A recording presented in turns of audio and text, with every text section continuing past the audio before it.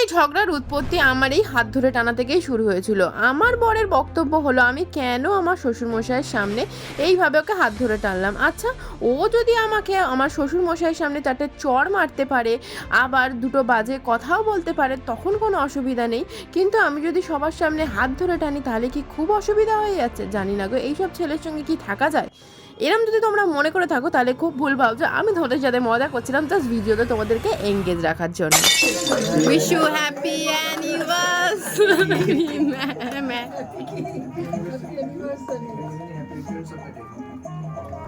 Thank you, everyone. তো এটাই পুরোটা তোমাদের সাথে ছিল একটা প্র্যাঙ্ক। তো প্র্যাঙ্কটা তোমাদের সাথে কেমন করলাম বলো?